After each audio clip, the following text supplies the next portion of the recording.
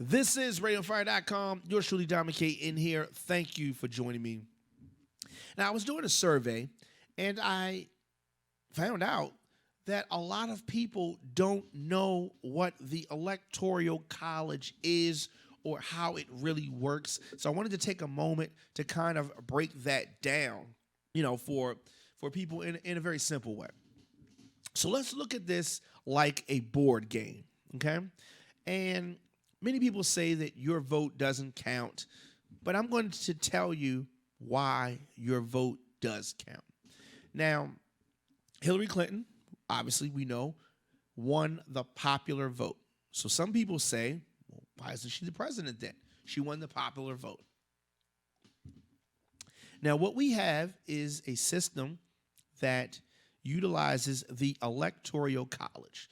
Now, the college just represents the group of people, okay? And every state has a certain number of electoral votes that it has. And these numbers are determined by the population of any particular state. Now, the minimum that you can have is 3. So, smallest amount, 3. Now, the largest amount that a state has is 55, California. And as I said, this goes by populations. I'm in Maryland. Maryland has 10, okay? And many other states have various numbers. Some of these key states have high numbers, like Florida, Pennsylvania, Ohio, New York, Michigan, etc. So when you cast your votes, the state, whoever gets the most votes in a said state gets those electoral votes. And the electors are expected to cast their vote for the particular candidate.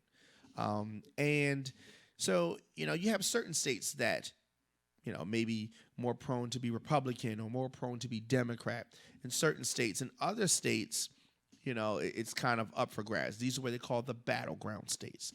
But a lot of times you'll see that they focused on one particular state or they keep going back to a state. And that's because this is a key state. This is a state that has a lot of electoral votes, and maybe the candidate feels that they may be able to capture those votes. And the only way that they can capture the electoral votes is by getting the popular vote in a particular state. And that's where we come in. So while we don't vote directly for the president, our votes count towards the electoral votes of that particular state. There are only 2 states that kind of divvy up those electoral votes. But for the most part, 48 of the states, you win the state, you get the electoral votes, and it is assumed that the electors will cast their vote for whoever won that. So that's just like a quick synopsis of it. So your vote does count. Now, depending on the math, when you add all of the votes up in the popular vote, as it happened with Hillary Clinton, she got more actual popular vote, but Trump got more electoral votes.